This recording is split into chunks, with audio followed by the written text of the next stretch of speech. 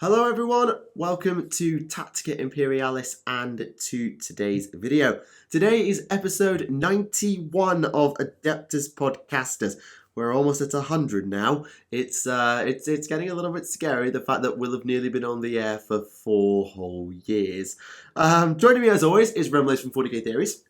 Hello everyone. And our special guest this week, a returning favourite, probably the smartest person in If the Emperor Had a Text-to-Speech Device who isn't a demon. Ladies, gentlemen, and Xenos of all ages, I give you the chronicler, Oculus Imperia. Favourite? You flatter me. Thank you. Thank you very much for having me along. A note on the TTS thing, that chronicler is losing IQ points very, very rapidly. I mean, you spend any time around those custodes, then yes, you will. At least he has chicken. He does have chicken. Copious chicken. Yeah. So, plenty to get on with. I'll dive straight in. In the news this week, a lot of little things. Some of you will consider things to be bigger things, but bear in mind, I haven't played 40k in 6 months, and I don't think you've played it pretty much 5 times between you. Not recently. I haven't played 40k in quite honestly years. No, like I've played Horus Heresy, but now that's running like 7.5 edition, so that does not count. Yeah. The reason I say that is because the big thing for most people this week would be the Space Marines balance patch, the FAQ for February 2020, which has done some rather significant things. Most notably, combat doctrines, i.e. Space Marines' tertiary gimmick, secondary gimmick, certainly not their only gimmick. They've got a lot of gimmicks now, but their big, probably most game-breaking gimmick, that being the combat doctrines and all the nonsense that came with it, have been stamped into the floor and nerfed very, very hard. So what they've done is, rather than being able to move through the doctrines at your leisure, so you start on Devastator, you move to Tactical when you want, you move to Assault when you want, you've got a stratagem to jump back a step. In their own words, what they've realised is, well, how do they say it? Lists are designed to excel in one particular combat doctrine, typically the Devastator doctrine, to the exclusion of all else. The flexibility of being able to choose when to progress has ironically led to very inflexible armies that dominate the battlefields with an excess of heavy weaponry throughout the game. We have received plenty of feedback from players on the receiving end of such lists, and after much thought agree that such armies are currently too powerful. They do not encourage players to collect the typical combined arms force that Space Marines are famed for. So what they've done is, on turn 1, you get the Devastator Doctrine, and you get to do all of that nonsense. On turn 2, you are forced to move to the Tactical Doctrine. In the third round, you may either use the Tactical Doctrine or the Assault Doctrine, and from turn 4 onwards, you are locked into the Assault Doctrine, and these bonuses that are available do not stack with other armor penetration improvement characteristics. They've also deleted the go back a step stratagem because it's pointless. And most hilariously for the really ultra competitives, because that's a nice change. Excuse me, I'm ill. We all are, don't worry. We're all dying. I'll die in a minute, just let me get through this. So, Dreadnoughts, their Duty Eternal Durability stratagem has essentially been nerfed into the floor because of Leviathan Dreadnoughts. So the main thing they've done is that it does not stack with other damage reduction abilities, Iron Hand, Go Cry in a Corner, and they've also reduced the damage reduction to be just -1 damage as opposed to whatever it was before. I've not actually played against New Space Marine, so I don't know how busted it was, but they've nerfed it, so it must have been kind of bonkers. The other thing they've done is the Iron Hands jump in the way for a character stratagem has now only going to apply to non-vehicles. So your Dreadnought characters cannot be jumped in the way of.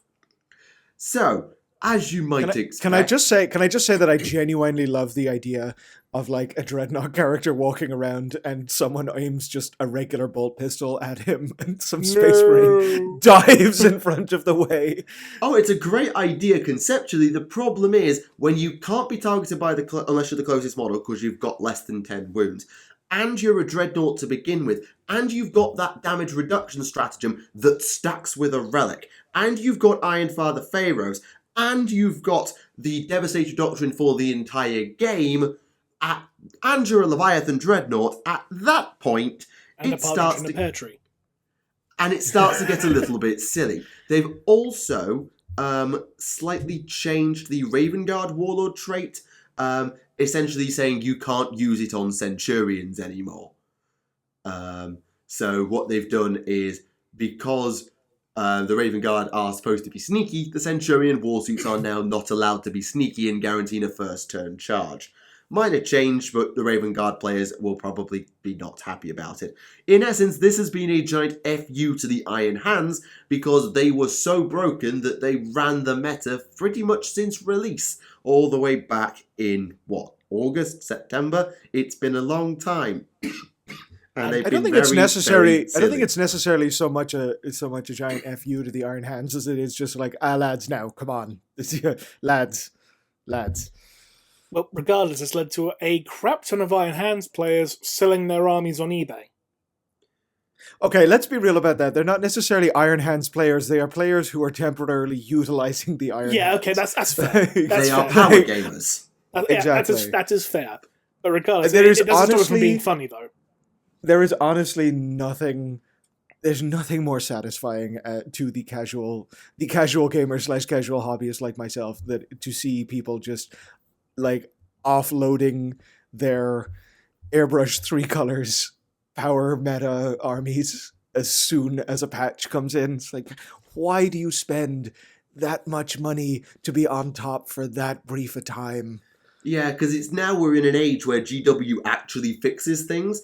Because unlike in, say, 6th or 7th edition, where the Eldar ran the show for literally 2 editions, and the Tau were there or thereabouts for about the same time, now, if something is that broken, they fix it. I remember 5th edition. Like, I remember going to a doubles tournament in Warhammer World and having to face off against a Blood Angels Grey Knights tag team. Like, it was painful. Why does it always come down to wound allocation as well? Why does it always come down to that? Well, suffice it to say that whilst if you are a Ultramarines player who didn't spam Devastators, a Salamanders player who didn't spam Devastators and Dreadnoughts, a White Scars player, a Raven Guard player who didn't spam Centurions, and a Blood Angels player who didn't spam Devastators, a Space Wolf player who didn't spam Devastators and Dreadnoughts. Basically, if you didn't spam heavy weapons and you're not Iron Hands, or a Raven Guard player who uses Centurions for some reason, you have not been affected by this very much, because the heavy weapon doctrine, whilst powerful, the tactical doctrine is also rather powerful.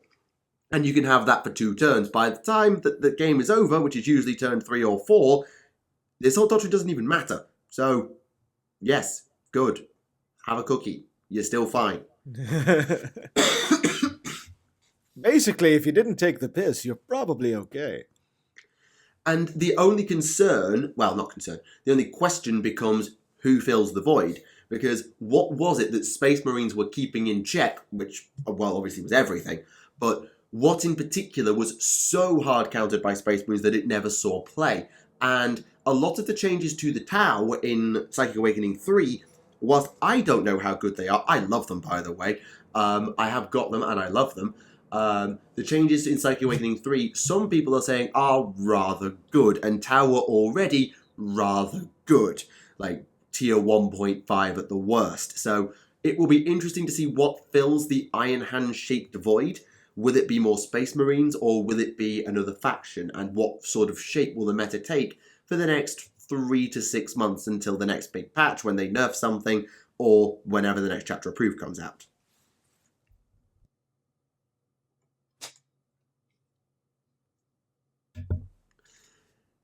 Yes. So that's That's the gaming section of the show done. You can leave now if that's your thing. Don't expect that to really linger as an article that we're going to talk about for very long. Just as I say, we are like the Filthy Casuals podcast. I think you've noticed by now. We are entirely. In fairness, I do want to point out that's actually a great name for another show, the Filthy Casuals podcast. That's a great name. The problem is everyone would think we were video gamers, and then just would get all of that flack. Yeah. So, there must be some way to adapt Filthy Casuals to make it more 40k-ified. I don't know it off the top of my head, so please feel free to submit. Filthiest Casualist, or I don't fucking know. So anyway, in other news, Ragnar Blackmane is no longer available, which probably means he's getting a Primaris model very soon. yes, this comes as part of the build and the hype for Psychic Awakening 6, Saga of the Beast. We already had a very good idea that this was going to be Space Wolves versus Orcs because of the names, and then with the release or the reveal of Macquarie implying Ghazghkull, who they then revealed was coming back in a lore article, not even a miniature proper reveal. You could have handled that better. We know now that Ghazghkull is going to be involved, and we know he's having a feud with the Space Wolves, and that Space Wolves artwork in that article has got Ragnar Blackmane. I can English. And there is another lore article in there, a story, the Feast, as part of the build, which I believe is to do with basically Ragnar going to go and deal with it. If I quickly go and have a read of it. So the Space Wolves all have a natter, and Logan nods and says, well, someone better find out where in the Downed Galaxy we can find Ragnar Blackmane. Yeah. So Ragnar Blackmane is pulling a Carmen Sandiego on the whole thing? More like they just couldn't find him after the Great Rift, because the Great Rift is a pain. So yes, it looks like we're going to get Ragnar versus Ghazghkull as the main event of Psychic Awakening 6, which really hurts Ghazghkull, because suddenly it's a lot less likely that he's going to win. Because he has to win, the plot demands it because of his power level, but also Space Marines. Here's the thing though, if they're both getting new models, what's likely to happen is they'll just end it so it's just a stalemate.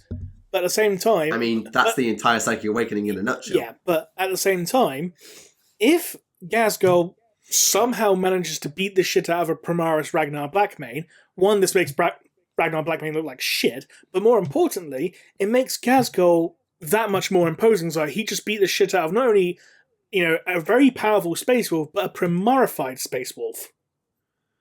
Yeah, absolutely. They could put Ghazghkull over huge if they have him win. However, Psychic Awakening has never ended in a decisive victory, except for Psychic Awakening 1. Yeah. But that was only because of Yvrain's interference that it didn't end the other way, and even then no one died. So... Apart from Drazzle did, though, didn't he? Resurrected. I know, but he still died, so it does count, technically. So did Jin'Zar multiple times, so it doesn't matter. It's almost as if we're playing with comic book rules here, where you have a bunch of very important characters who go around, and occasionally one will die, but not ever really decisively, so... And I think the disappointing thing about Psychic Awakening 5 is there's one named character. It's Commander Shadow's son. She never wins in the book. Shadow Sun's special power is that she never really manages to actually accomplish that much, but it's still the most notable Supreme Commander that the Tau ever have. Sad, really, isn't it?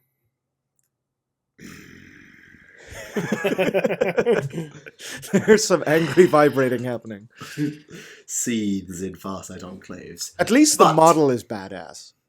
Oh yeah, I actually converted the Shadow Sun model ever so slightly. I'll come to that later because I want to have a bit of a shout about it. I want to save my voice. Oh dear. So I'll come to that later. But yes, Shadow Sun had the real chance to go over hard because there was no Imperial Guard leader. There was no Genestealer Cult's leader.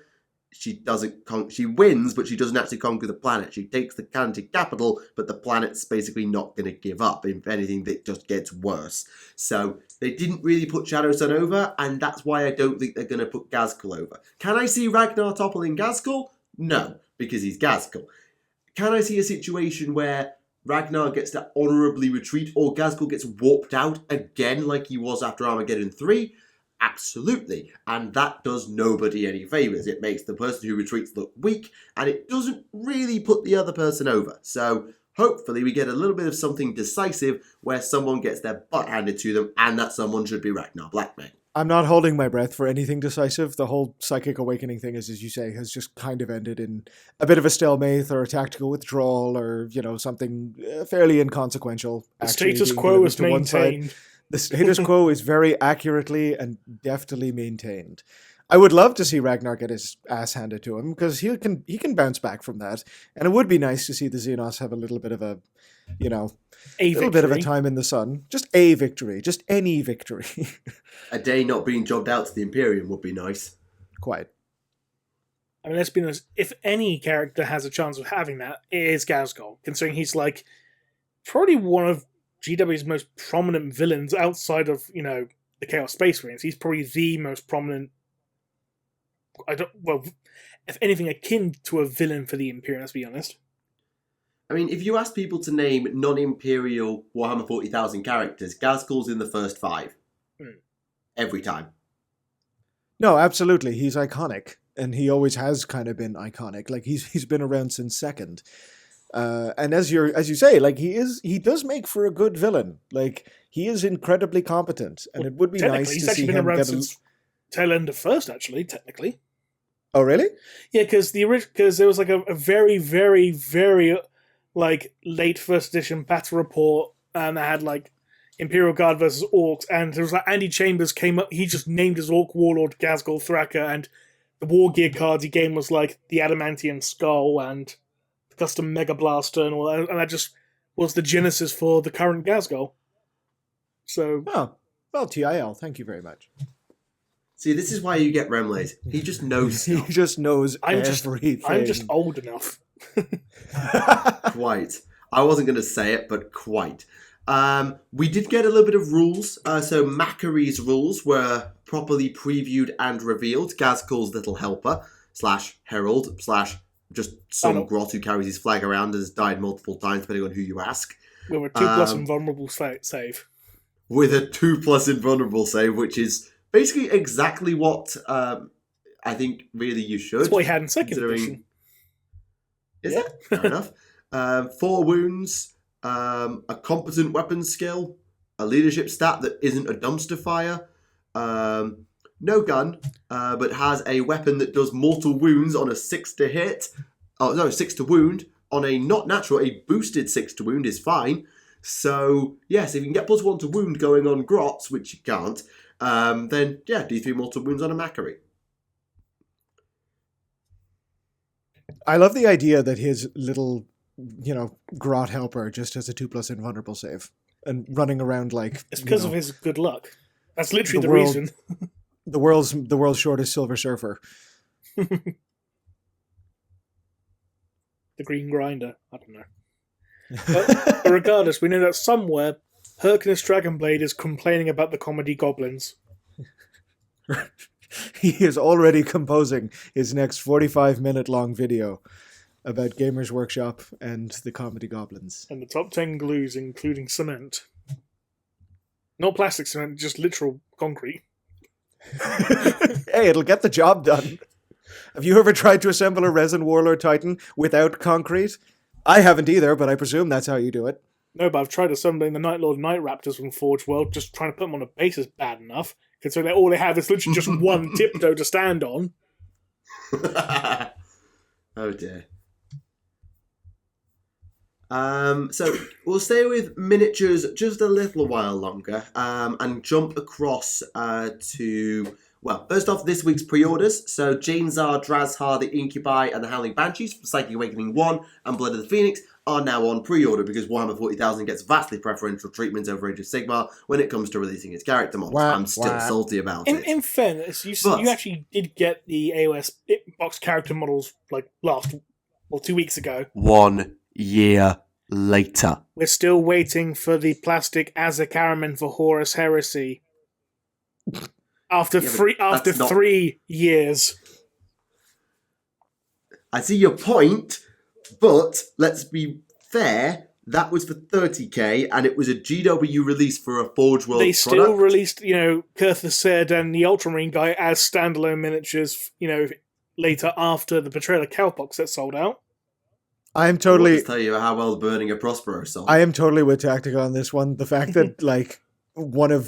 that a serious amount of very crucial Age of Sigmar hero characters were simply just not available for the longest time. Like the amount of times I saw people on my local like War Games trading page being like, I need an Arch Revenant for my Sylvaneth, or I need an Abhorrent Ghoul King. Like these were pretty crucial for Ahriman, most balanced lists. Yeah, you wanted an Ahriman, at least you could proxy something for Ahriman. Like, there is no proxy for the Sylvaneth Arc Regent, or Vokmortian, who literally walks around with a coffin on his back, and so on and so forth. Vokmortian, by the way, is absolutely terrible. Mm-hmm. Like, he's a cool model, and the lore is also cool, and he's dripping with character, but on the field, he is useless compared to other Bone Mason, Bone Shaper-like heroes. Yeah.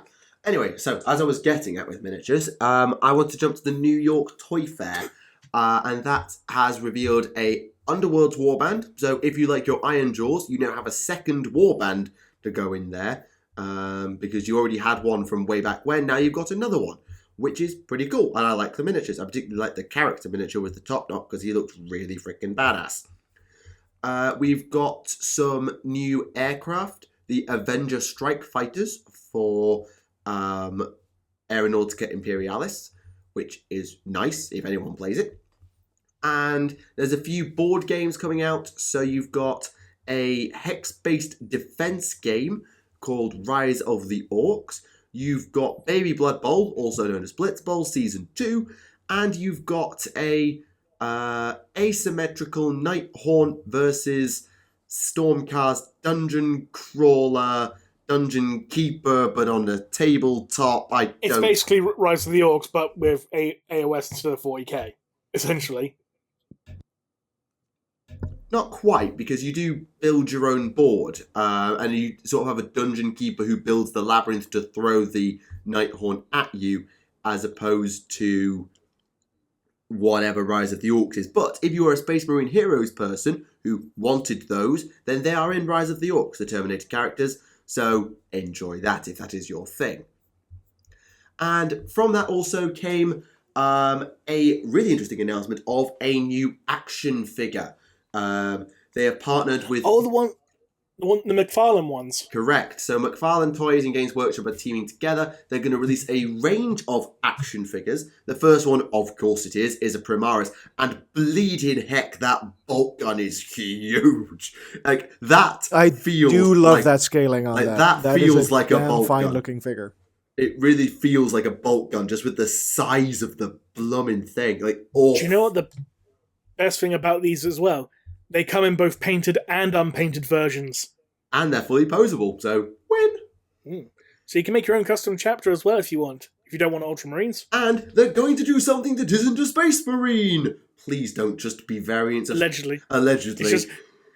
Allegedly, there'll be something that isn't. All it'll be an Intercessor, an Inceptor, an Aggressor, maybe a Terminator, and maybe a Chaos Space Marine for variants. The Chaos Space Marine for variants is absolutely going to be the thing, but I can totally see them doing a Tau Battlesuit for this. Oh god, like, god, yes. An actual posable XV8. Oh my goodness, yeah. yes. Do it. It may not be... It's iconic enough. They might be more likely to do... like the stealth suit, really, to keep it more in scale with the other figures. I mean, a Primaris is not that short compared to an XV8 these days, but I see your point. Other things you might be interested in, Valhalla and Ice Warriors, actually they'll have finished being on made to order by now. That'll be being and gone by the time this episode comes out, sorry. A little bit of discussion of the Lumineth Cavalry. Honestly, nothing we didn't already know. Basically, elves used to have cavalry, therefore elves now have cavalry. Thanks, that was really useful.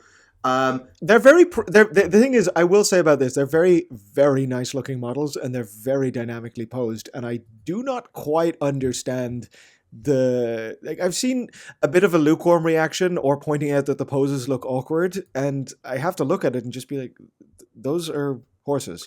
Those are horses running like actual horses. You get stills of horses running, and you make them into models, and boom, this is what you get. Yeah, some people accuse them of looking like they're all doing dressage, but I do really like the cavalry. And now that I'm actually seeing them from this side-on angle, because you've only really seen them front-on up to now, but this side-on view of them with the helms being like really, really backwards and this huge fin coming over is really like the Ideneth helms, which is brilliant.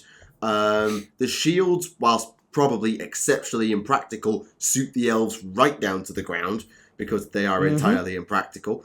The swords look great, the lances look great, and the banner with a mix of moons and the more militaristic side of Tyrion, so balancing up Tyrion and Teclis, is also very, very nice. So basically, the Lumineth look great, but unlike the Battle Sisters preview where they were saying, right, here's a bit of lore, now here's some miniatures, here's some CGI mock-ups of some miniatures, here's a painted miniature, here's some more lore and explanation, here's some artwork. This has been, here's some lore, here's a basic breakdown of what this miniature looks like, here's a breakdown of what this miniature looks like that you've already seen before. Now, can we see something new? Or at the very least, something that isn't just recycling and just saying, hey, look at the shiny thing you've already seen just from a slightly different camera angle. They're probably holding off for a big release at Adepticon. Yeah. Which is a bit of a shame because I was hoping an Adepticon release would give us that army of Gargants from AOS. But I don't know. I live in hope. I mean, to be fair, they've actually got to the point where they're ticketing the Adepticon preview. Admittedly, it's free entry, but you have to have a ticket to go into the actual event, which is pretty nuts. It's nuts. It's nuts because I could not have seen this happen years ago. Yeah, like going the fact that GW the fact that they're doing preview announcements for a start is crazy, but the fact that those preview announcements are done so well and build up such hype that they now have to free ticket it just to ensure that overcrowding doesn't happen. Yeah, it's pretty ridiculous. But I know what you mean. I feel like Adepticon always has got a bit of something for everyone, which is great, and it should do that. I don't know, maybe I'm just like, well, look at the treatment the sisters got. Could the Lumineth not get the same treatment? Because it's like, hey, here's a reveal. Hey, here's going to be bi-weekly lore articles keeping the hype going. Like, surely you reveal something in between, and then when you get to Adepticon, you actually drop the release date and you drop the final miniatures. Like, it feels like these Lumineth articles, I don't even really care. I get to the Monday, it's like, oh, there's a Lumineth article. I'll read it later. Whereas I should be like, ooh, I wonder what's in there. And I'm not. I think it's a lot to do with the fact, I mean, Sororitas is a plastic range of those is something that the community in general has just wanted for years. Absolutely, like donkey's years. Whereas this is, sure, it's the return of kind of high elf looking elves to Age of Sigmar, but it doesn't come with, I think, the same level of anticipation. So I don't necessarily think that the strategy is, succeeding in creating a ton of hype for them, but it's a slow enough trickle that once the eventual release drops, I think there'll be at least an awareness of what's going on. Oh yeah, it's absolutely fine. I've got a fundamental objection to them doing it this way. But Sisters, like, how long were the Battle Sister previews going on? 6 months? 2 years. In terms of like the bi-weekly articles, I think that was going on for about 6 to 12 months. Yeah, no, that was a bit of a shorter time. And they had something to show off at every showing, whereas this is a 2-month gap between I forgot the name of the show and Adepticon. Now it would be a 3-month gap because Adepticon's usually in April. And I'm bored by week 3, which I find a little bit ironic. But it's a minor thing, really. I'm being just a bit bitter because I'm just in a bit of I don't know. Anyway, let's move on to something interesting. Ursus Claws. Oh man, with that announcement, I'm putting together a second Legio for Titanicus, and with that announcement, I am furiously coming up with ideas for how to stop Warhounds doing anything. Because I guarantee you, I will be facing off against the Legio Audax force at some point later on this year. Of course. It is just damn cool that these, like, one of the coolest Titan bits of lore in recent years has managed to make its way to the game. We all knew it would, but it's really nice to see it happen. Oh, yeah. Interesting to see how they fare on a tabletop against the Psi Titans, though. Yeah, the Psi Titan, I have not even seen any feedback on exactly how well the Psi Titans can perform, but I don't know. The Titanicus Discord server, at the very least, is very excited about the concept of Ursus Claws, and the Natrix Shock Lance weapon, which got nerfed before it had even really been released. Oh. Yeah, no, the Adeptus Titanicus FAQs dropped around about the same time as the 40k ones this week. So nobody noticed. Well, Titanicus players noticed. We took notice. One of the Legios got a huge-ass nerf because their Legio special rule basically allowed them to replace Warhounds with Warlords in certain maniples. I know.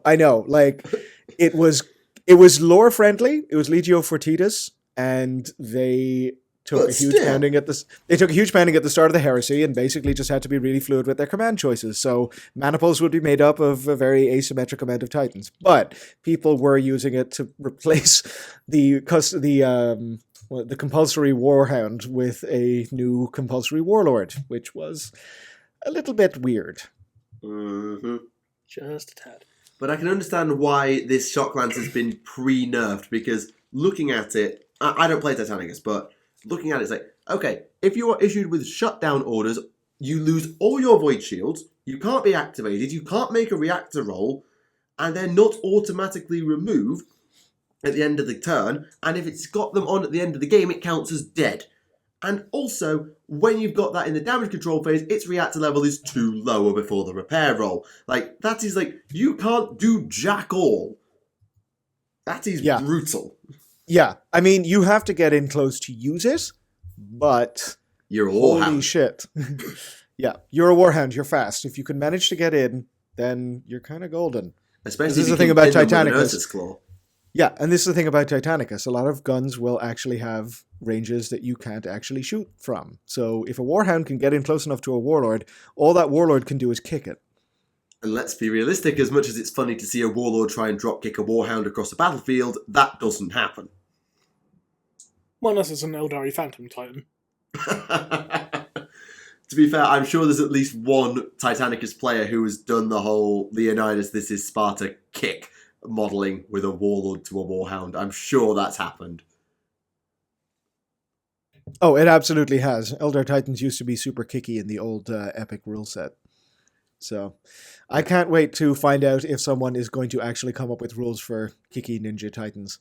Yeah, actually, I've been doing some teaching at the minute, I've been teaching it all year, but I'm teaching forces at the moment to one of my classes, and part of me is like, let's see, could I be sneaky enough to try and get a Fusro Dar reference in somewhere? But I'm not going to try. It'll be hilarious, but I'm not going to try. Yes, I mean, if this was 2 years ago, you could probably get away with it, but... Yeah, maybe not anymore. But moving on, oh god, there's even more miniatures, right. So if you're a 30k player, and particularly a Dark Angels player, then you might be interested in the Interremptors. Say that 5 times fast. The basically Latin checks 30k Hellblasters. Like, the Latin checks out, apparently, from the name. But they come from the Dreadwing, and they are basically, we are here to kill you, and everyone will forget you. You are not to be recorded in history. You are, basically, we don't take trophies. We don't talk about who we've killed. You're just dead. You are to be forgotten and left with ignores, cover, reroll to hit on Overwatch, D3 plus 1 shot, AP2, plasma blasters. I was going to say, their foes are meant to be forgotten. Does that mean they attack the White Scars at some point then? Yes. Ow.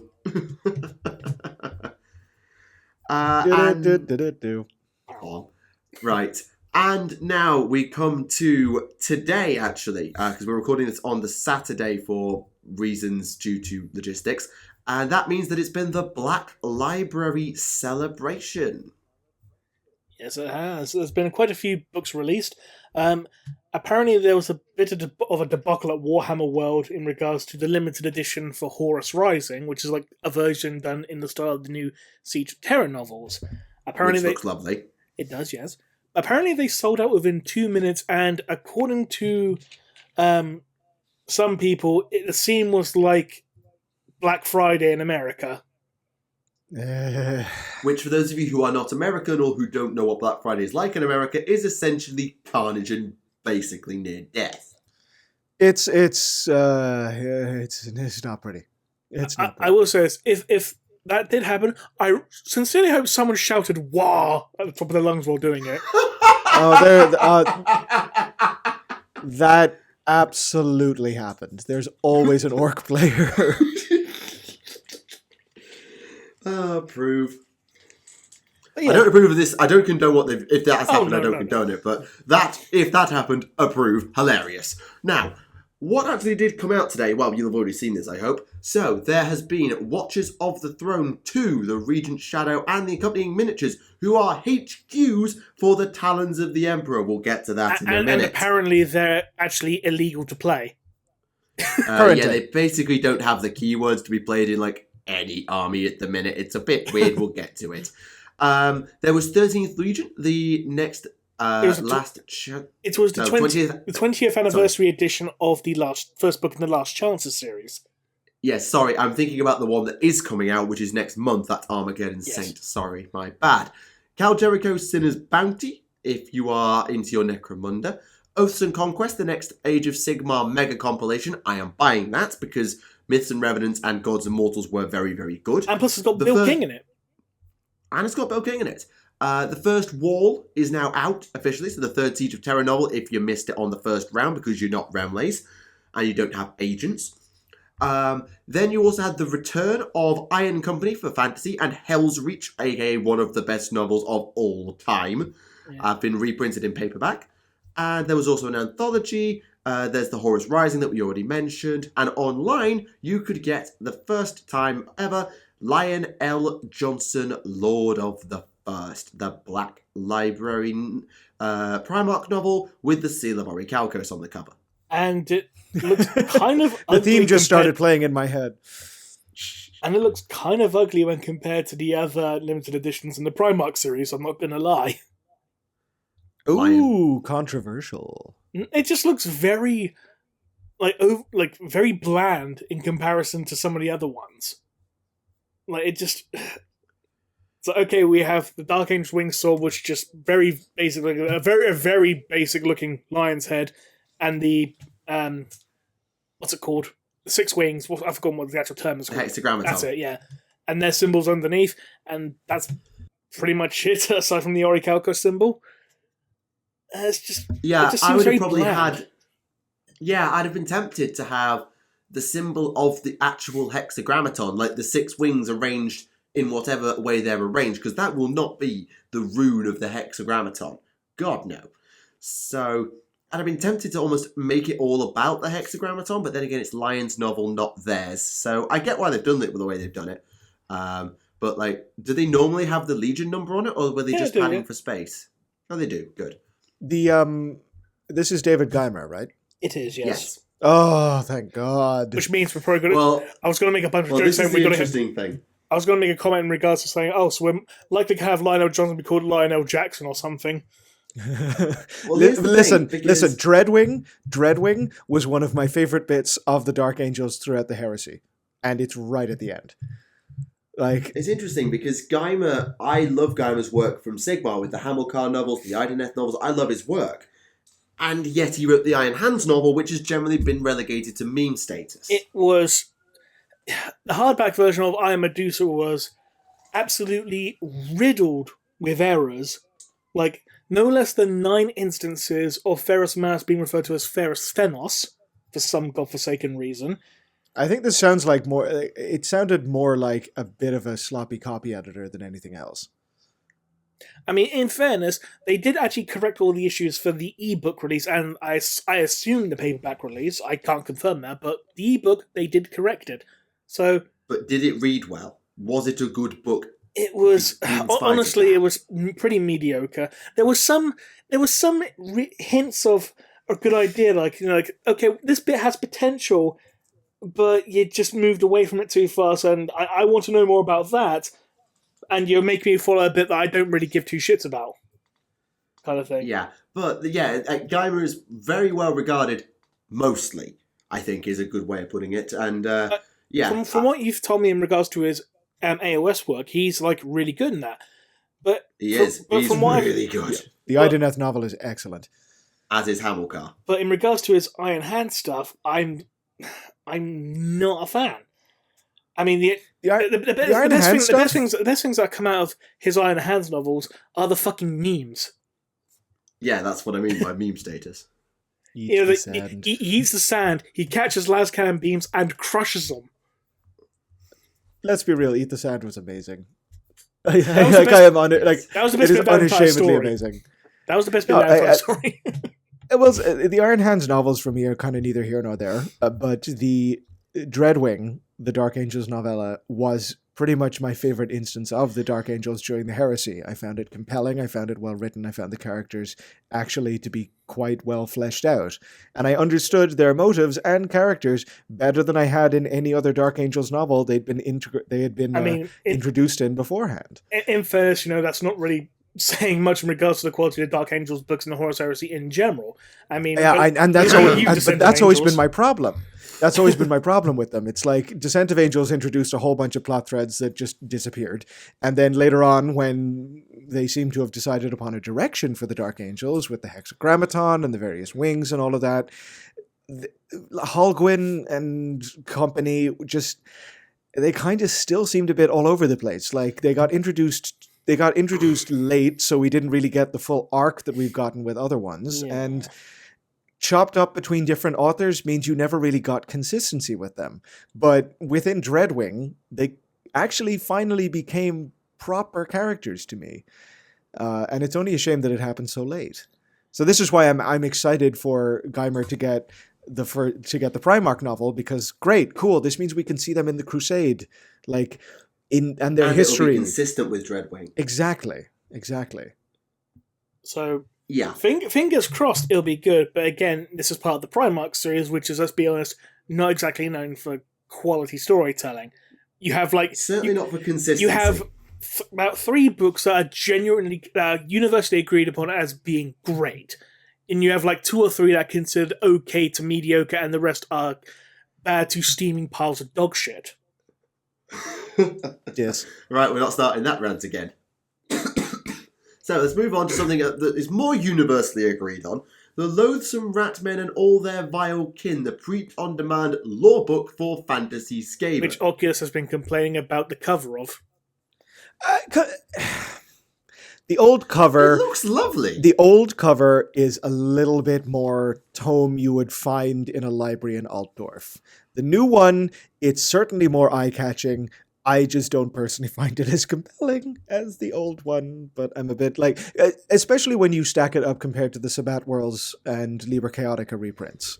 Granted. I mean, I know this is a print on demand for a few weeks. I know it's not necessarily high priority, and I know I still bought it because I want Black Library to produce source books again, and I want that Xenology reprint. So, oh God, please! It's got to be up next. It's got to be. There's no way they can't. I mean, not a fan of the cover. The only issue in regards to a potential Xenology reprint is because of the fact it was written by Simon Spurrier. Yeah. That's the only potential issue. I know. And but then again, they did manage to get. They did get the apparently with Lord of the Night, that apparently did start off as a print on demand, and they just sold it on ebook because it was so popular. So here's hoping. Big fingers crossed on that one. Also available, you had the ridiculously ostentatious Taller of the Emperor dice cubes, which actually are quite nice. Zoran was very complimentary, I think, of them last time. The pin badges, which is half a set. Can we have the other 9 as soon as possible, please? And then the series of shorts that were released in the build-up to the celebration have also been left available. So you've got the Harrowing Deep, which is the first non-Geimer Ideneth writing, so I want to read that if I get a chance.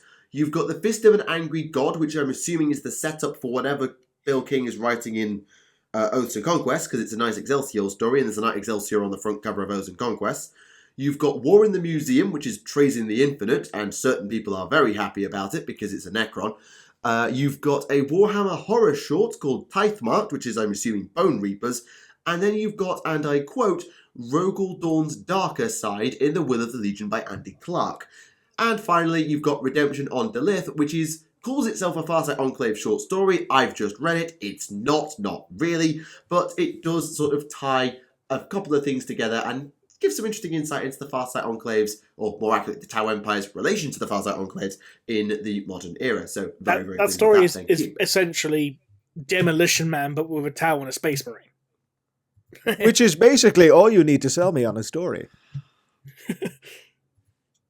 Yeah, so I've read it, and Rem has as well. And in short, basically, a Scarlord Chapter Master and a Monad Assassin are trapped in a stasis field of the Chapter Master's use in the Damocles Gulf Crusade, and the stasis field fails after the third sphere of expansion, around the time of Farsight's return to the We also want to Empire. point out that the stasis field was kept as a museum exhibit as well, in a very heavily populated Tau city. Well done, Tau. So, in essence, Scarlord Chapter Master goes on a rampage, the XV8 systems don't work, and the commander, Shakan Thas, is yelling down the frequencies, Farsight, what the hell is going on? Because he's from 300 years ago. He doesn't realise that the Farsight expedition has happened, because in his mind, it hasn't happened yet. Cue much confusion and yelling, and you don't speak the same war cant we do because you're old. And there's a good line, it's like, that suit systems are a relic. Well, so is he. So it kind of worked. And eventually it ends, sorry for spoilers, but I wanted to say this, with Farsight actually saying, hang on, you called me on the old Dalith Comnet. I didn't even realise anyone used that anymore. My old teacher, which Shakan Thas actually is. He's Farsight's original tutor, and therefore was probably a bit of a dick to Farsight. Nonetheless, Farsight gets in control and just talks him through how to beat a Chapter Master with a defunct Cold Star. Because, Farsight used a Cold Star once in Crisis of Faith and thus knows exactly how Cold Stars work. Anyway, that happens, even though they're fighting in a museum where Shakan Thas is literally reading the lore that the Tau have written, which is essentially propaganda, about the Farsight expedition and the defection. To which he says to Farsight, you abandon the greater good. To which Farsight says, no, I abandon the Sept worlds, not the Tau Va. Get your facts straight. Not quite as savage as that, but you get the idea. That's a killer line. Story. It's a killer line. It's a very good line. And then at the end, essentially Shakan Thas is going to defect to the Enclaves because it's very like the Watercast to speak in half-truths and cover up tragedy with poetry, whereas the Farsight Enclaves tell it like it is. Good. Put the Farsight Enclaves over. And there's an extract from Empire of Lies. I haven't read it because I want to wait until I actually get time to read Empire of Lies, which is going to be in about 2 or 3 weeks' time, so wait for that in episode 93. Probably going to talk about Empire of Lies. So yeah, there you go. Yay, Tau. Yay, Batman.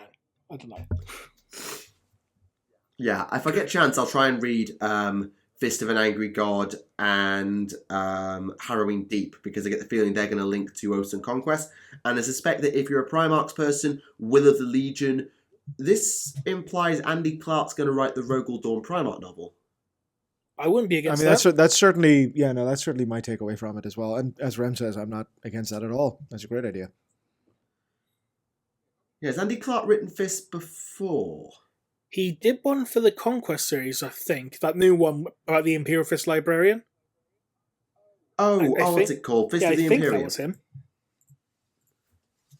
Yeah, because I don't remember him. Obviously, I don't think he's been around long enough to write any of the Heresy novels that Dawn was in, because they were a while ago. Mm. Yeah, it was he did write Fist of the Imperium, yeah. Cool. We've also got a couple of debutantes in that list. So I think Miles Drake of the Idneth novel is new. Stephen Scheel of Tithmart I don't recognise. And Robert Rath, I believe I saw on Twitter promoting War in the Museum, is also new. There's so much new blood coming into Black Library these days. I'm very excited for it. Well, they were hiring. Yeah, exactly. Actually, I wouldn't even be surprised if... Well, no, I would be surprised. But what if some of these shorts, like the debutante shorts, were the shorts they submitted to the Black Library hiring contest? Ooh. That would be cool. I doubt it. Maybe it would be, okay, I like the concept you're going for. Here are some editing notes. Then we'll publish it. But just an idea. That'd be interesting if that was the case. Because they're only Redemption of the Lith is 30 pages. So... And that's an EPUB form. Yeah, the EPUB is 30 pages long, so maybe. Is there anything else? That's for the fact that they're actually translating books nowadays into French and German. That's the audio collection if you really care about audio dramas. I don't. I know a lot of people do. I'm not snarking on them. I just don't. So yeah, plenty there for the Black Library celebration, and we've been going for nearly an hour. Flipping heck. So let's talk about Ogren Servitors. By all means. Context? No context. I just wanted to talk about this one bit of information from the House of Chains book that came out the other week. But yeah, when an Ogren is made into a servitor, unlike a normal human, it retains most of their mind. Not that they had much to begin with. Even so, that still makes an Ogren servitor a hell of a lot more intelligent than a normal human servitor, which is pretty interesting. Which I genuinely love. I genuinely love that it's just like, well, there's not much in here to lobotomize. Just stick a bunch of cybernetic enhancements and like slave them to the local majors and then set them on their way. Because literally, the Ogren bounty hunter in this, Thrug, aka Sparky, that's literally his name, Thrug Sparky, he is a servitor. He's also a bounty hunter. So that is cool. Yeah. So yeah. Also, apparently, members of House Goliath, if they're that born, as opposed to natural born, they only have a lifespan of about 10 years. Is that got to do with them being pumped full of like everything and anything? Pretty much, yeah. Because or is it just generally kind of like hothouse development? I don't know how long being vat-born will necessarily take, so... Pretty much both, yeah. Because the original House Goliaths were actually genetically engineered to act as slaves for House Escher and House Van Saar. Oh, that's cool. So, explaining context as to why the Goliaths hate Escher so much is like, okay, we have context. Because they were fucking slaves to him at one point. Fair enough. Yeah, the context is we used to be enslaved by you and now we hate you. And this is going to be forever now. Welcome to your new reality. And then the Goliaths ended up rebelling, and part of the rebellion was actually orchestrated by Lady Helmore, who was like, this is interesting, let's keep this going, let's see what shit this will cause, because, I don't really like all the other nobles here, fuck them. Such a shit stirrer, that one, I love it. Yes.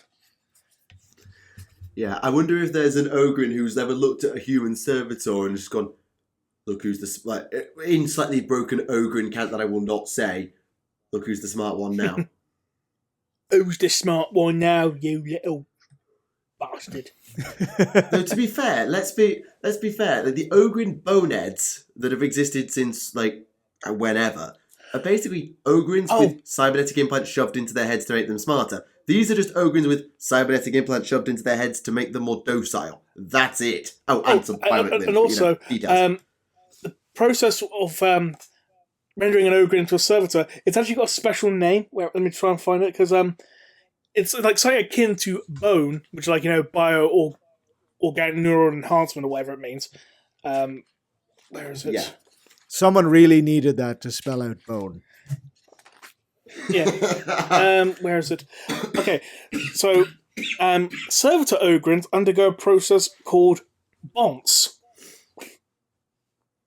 Oh, bioorganic neurocyber. It stands for... Ogren servitors are called BONCEs, which stands for Brain Obedient Neo-Sapien Cybernetic Exo Workers. Because someone really needed it to spell out bonds. So we got BONCEs and boneheads. That's honestly incredible. I love it. It's so ridiculous. That's some Rogue Trader era stupidity. I love it. It works for Ogrens, so let's be honest. Oh, it totally does. It's perfect. Yes. Also, there was in the timeline in this House of Chains, there's one there was one hive that actually had during the Goliath uprising where the people were claiming that the Goliaths were actually aliens, and so what the Goliaths actually did, they painted their skin blue and started chasing people. Claims yeah, we're aliens. Get scared, bitches. It's just what the hell? That's brilliant. I'll try to find the exact passage. Where is it? Apparently most of the Ogrens on Necromunda were brought in from off-world, but that doesn't surprise me, let's be honest. Where is Nope. it? Violence at the Forge. Forge Worlds, Plasma Sea. First Alpha. The Great Over-Tyrant. Too Ugly to Live, Too Stupid to Die. Oh, that was the title of my first album. Hey, well. Yeah, apparently that's in regard to someone called Grunner Jax, the leader of the Iron Duke gangs, who was shot in the face, had a Ripperjack burrow into his chest, and he was carried off into the sump by a gigantic Necroarachnos, and he just comes back every time with the same dumb expression on his ugly face. That It has to be a reference to something, yeah. Surely. Oh, it's entirely. That's like the little lore tidbits that they've been building into Necromunda, where it's like, we are giving you opportunities to do whatever you want, Here we and go. for them to do whatever they want. Here we go. Lies spread by the Corridor paint the Goliaths of Hive Rothgar as Xenos monsters sent to steal Necromunda's children. Rather than refute these rumours and try to defuse the violence directed against them, the Goliaths paint their skin in vivid colours and wear spiked suits or furnace plates, using the stories to spread terror amongst their foes and further expand their reputation and territory. Incredible. That is leaning in. Oh yeah. That is what we call leaning in. Is it you scared of us? You're really scared of us now. Pretty much. One other bit of news, just before we get too distracted, is that if you are a, like me, massive fan of having music on while you do things, may I point you in the direction of the fact that rather than having to get pirated copies off of YouTube, you can now listen to the soundtrack of your favourite Warhammer video game, if your favourite Warhammer video game is Space Marine, Dawn of War 2, Dawn of War 3, Deathwing, Battlefield Gothic Armada, Battlefield Gothic Armada 2, Mechanicus, Inquisitor Martyr, Dark Future, Warhammer Vermintide, Warhammer Vermintide 2, Chaos Bane, or more time, you can now get them on Apple Music and Spotify, and that's a really good Dark thing. Future soundtrack. I'm getting the Space Marine one because when I've been sat painting, I've literally put the Space Marine soundtrack on while I paint. It is just perfect for it. And to be honest, I might even start doing it when I'm doing all my lesson planning and things like that, because it's subtle, but it's also loud, and it's a really good soundtrack. And I've got a lot of fond memories of Space Marine. So The Mechanicus soundtrack is absolutely on my playlist at work. Like when I've just gotta do anything there, just slap that on in the background. Just nice, dark backing music to work to. It's the best. yeah, the only thing that's missing is actually the Dawn of War 1 soundtrack. So you've got Dawn of War 2, but none of the Dawn of War Final 1 Liberation or soundtracks Rights are of there, War? Or Space Hulk? No. What? No. Oh, Space Hulk What about Deathwing Space is- Hulk Tactics? Or Space Hulk Vengeance of the Blood Angels? Or the original... Oh, why couldn't I have the original Amiga Space Hulk kind of, so you can have that D-Rock song on there, you know, get out of my way, I can do anything. That was completely inappropriate for the title. Rem, you just have your April Fool's Day video sorted. You just need to do that entire song. I didn't actually hear that because you cut out for me. I was going to say you've got your April Fool's Day video sorted because just need to do that entire song. Oh dear. I'll see if I can get String to compose the backing track. Yep, exactly. But in essence, what we're saying, there are 13 Warhammer video game soundtracks now available on Apple Music and Spotify. So if you want them, go and get them. So yeah, what else has there been this week? I think I've got through just about everything. There's a flight plan for Aeronautica, but no one cares. There's the preview of White Dwarf 451, which I still haven't actually bought yet, which has got End of a Tale of Four Warlords, Iron Jaws stuff, Warcry stuff. Doesn't actually tell you much. Though it does say it's got rules for an Aversa assassin in Blackstone Fortress. Oh, bloody I'm hell. curious how the fucking Aversa assassin would ever get to the fucking Blackstone Fortress more than anything else. Without it blowing up. The article is called Sanctioned Carnage, so I'm guessing they were sent there. I mean, we know from the novel that the Administratum is kind of scrambling to get something out there in terms of an official Imperial presence, and it kind of stands to reason that the Assassinorum would at least be able to probably get there quickest. So I think it's a cool idea. Ooh, there's an article in there called "The Heroes of the Indomitus Crusade." Oh yeah, That could be someone cool. posted a snippet of that in my Discord server.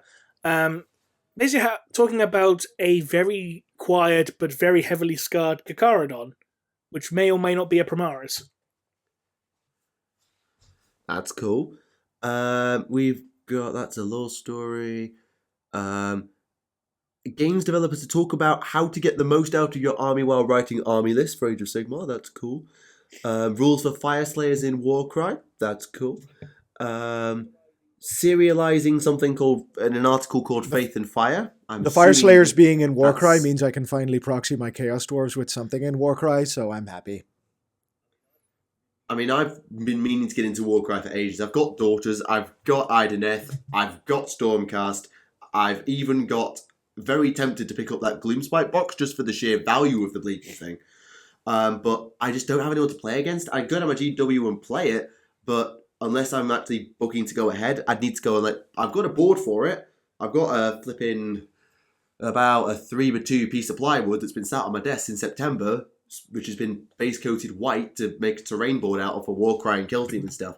But I've just got no one to play against. I ain't got the time, which is a massive shame. That is a shame, but I'm sure there's someone in your local area that probably will be able to do it. Yeah, it's just one of those things of time. Yeah, I mean, they do take time, these war games that we play. Yeah. Sorry.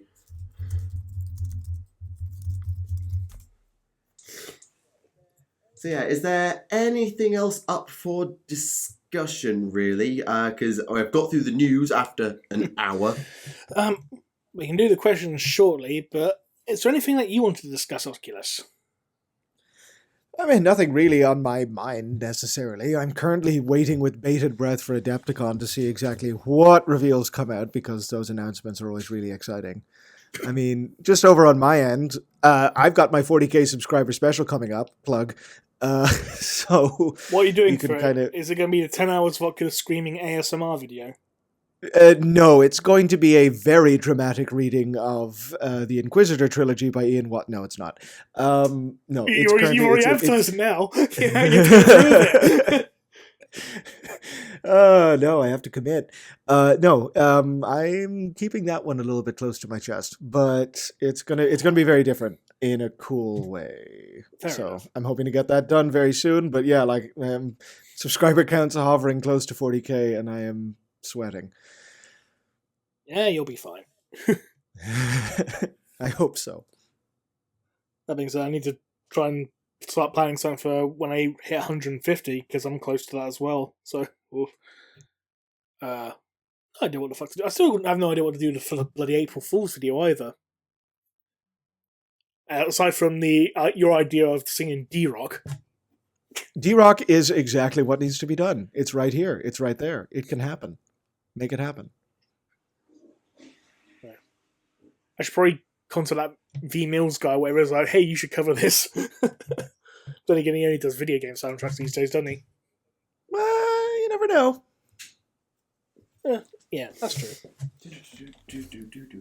Oh, God. I can't remember. Did I mention in the previous episode, I don't know if you actually watched it or not, but in regards to how I managed to find a copy of Monstrous Arcanum for Warhammer Fantasy for £20. You mentioned that to me. You mentioned that to me in DMs, and I could not hate you more for it. You didn't mention it on the show, though I am also very jealous of that. I mean, let's be honest. Yeah, it's Warhammer Fantasy, but there's no way in hell I was passing that up for 20 quid. No, because those Forge World Warhammer Fantasy books are absolutely gorgeous. I have Tamarkan Throne of Chaos. I managed to pick it up secondhand here, and it is stunningly pretty. It's such a beautiful book. Is it done in a faux leather cover like this one as well? Yep. No, it's exactly the same in terms of that kind of presentation. Same art style as well. They're both very consistent with each other, and they're so nice. So the fact that you managed to pick it up for that much, I can't with it. I can't. Screw you.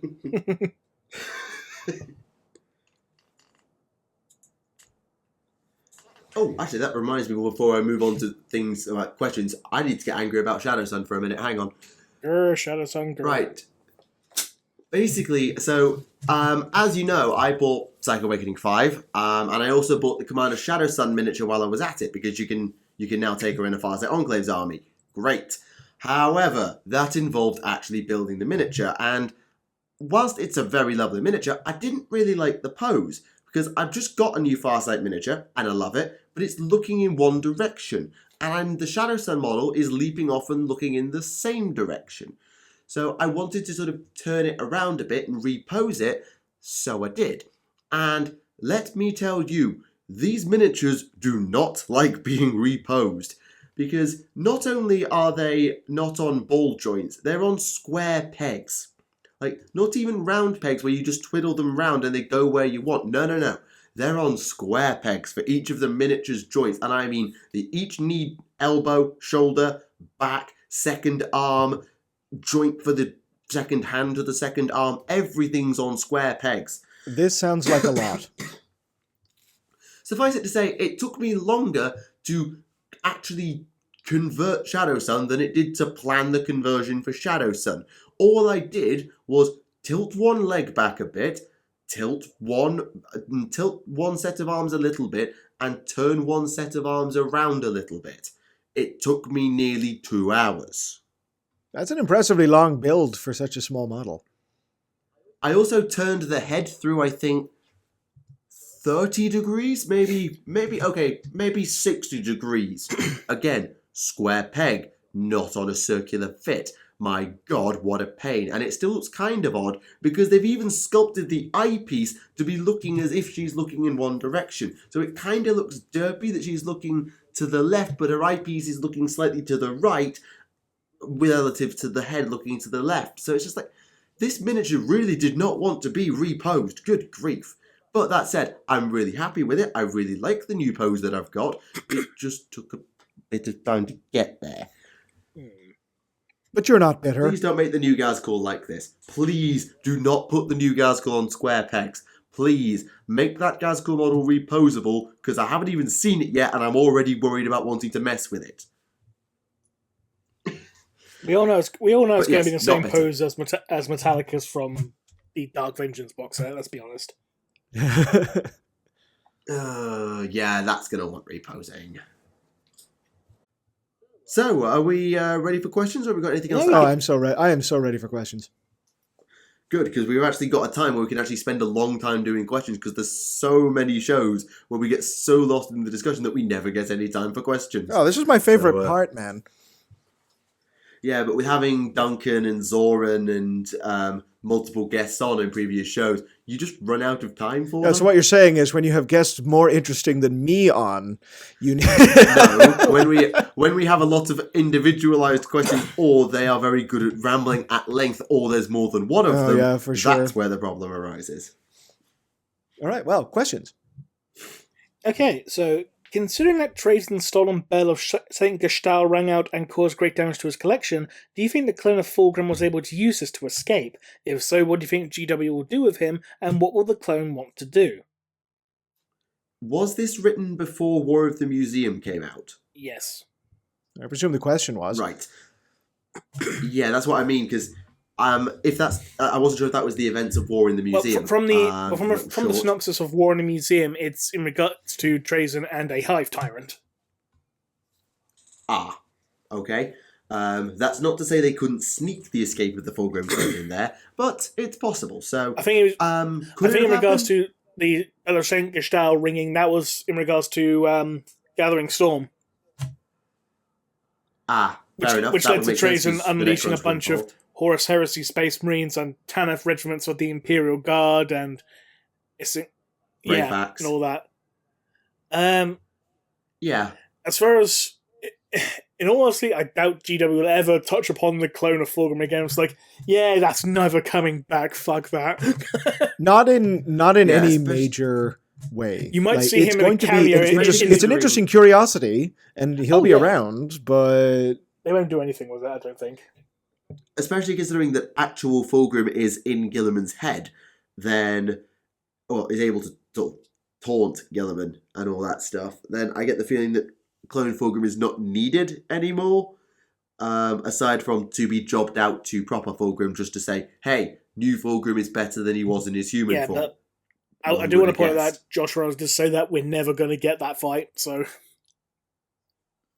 Oh, fair enough. That's the only use I could see for clone Fulgrim was job him out to proper Fulgrim. And if that's not happening, then I don't even know what you do with him. Yeah, maybe Fabius Ball goes back to Solomant and also the clone thing. It's like, teacher, you come back from me. It's like, I just needed a hair sample. Fine, fuck off. Freezes him again.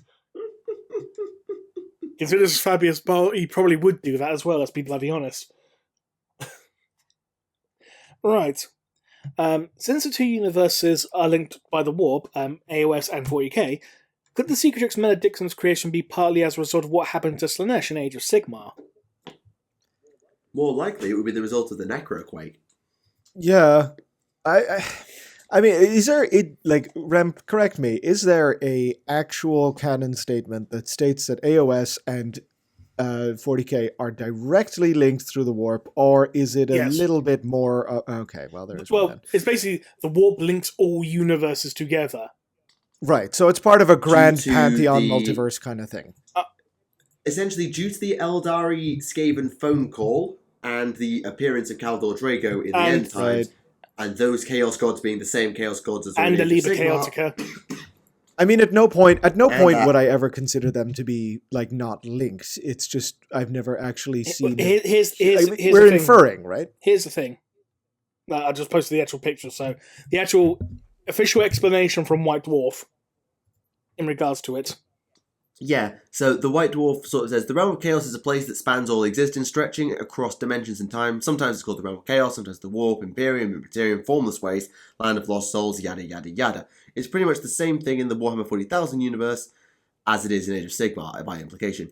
Said that Slaanesh was created by the Eldari. Afterwards, they were free to journey across the Realm of Chaos, where he, she, it entered a realm, or crafted a realm of pleasure and excess in which to dwell. From this point on, Slaanesh could send its minions across the Realm of Chaos into real space, all the world that was, all now the mortal realms, and countless other places. Well, that makes perfect sense, because chaos exists at all times simultaneously, and time does not work. So Slaanesh has never existed, Slaanesh has always existed, and Slaanesh does exist.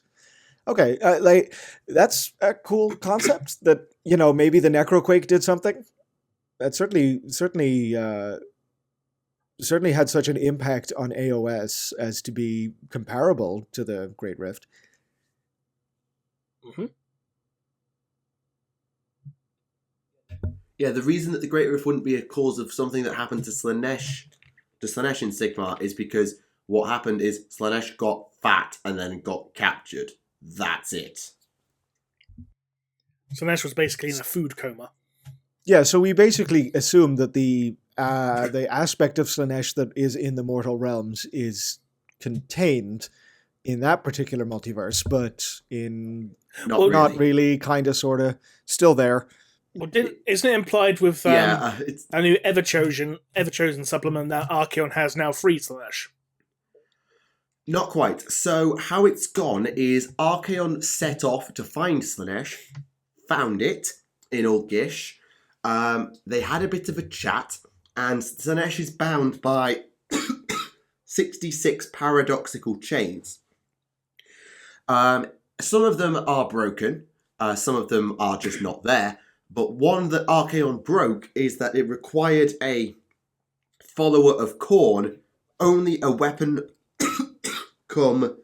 follower creation of Khorne could break the chain, which, considering Khorne hates Slaanesh, would never happen.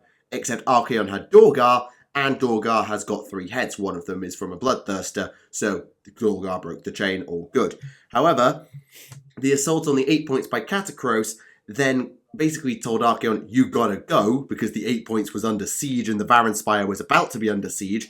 So Archaon basically had a massive hissy fit, because he now knows Teclis, Tyrion, Marathian, and Malerian are just going to move Slaanesh much deeper into Ulgish, and the hunt will have to start again. So he's super annoyed, and Slaanesh is still theoretically trapped. Sorry, I'm really struggling not to die. Don't worry, it's not the coronavirus. Yet.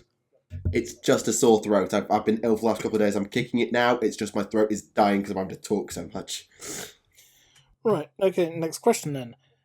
Could the reason why Yarrick still looks so young relative to his actual age is because of the orcs believing him to be immortal since Ghazghkull can't beat him? He did beat him. I was going to say. Twice.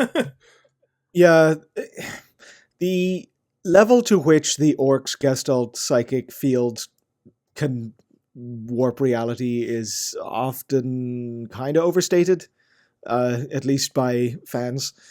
Red ones go faster is a neat little thing, but that should not be extrapolated to the idea that it can do something like keep the Emperor alive, for instance.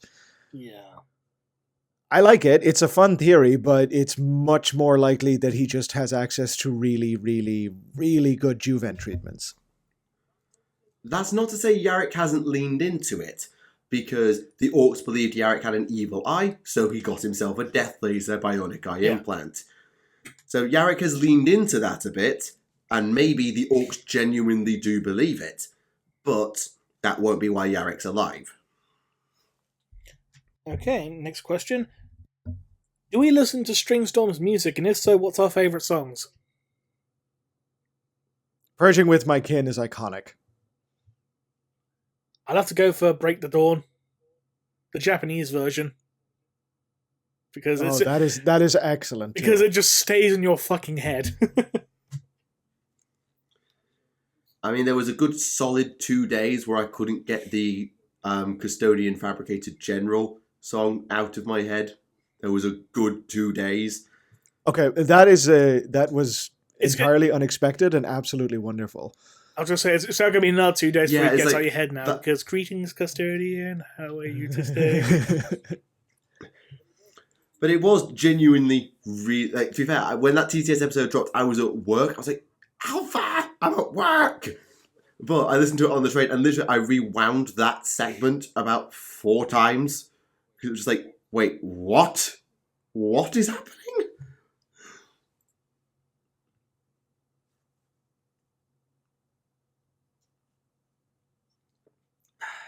Did my internet go out again? Back out. Yeah. Right, where do we get to? It's okay. I think we resolved that question. We okay. can just like take a move on to the next question. Okay. Yeah. To everyone present, imagine for a moment that you never became interested in Warhammer. You never saw the posters, memes, games, or heard any of the lore. All of that simply never happened.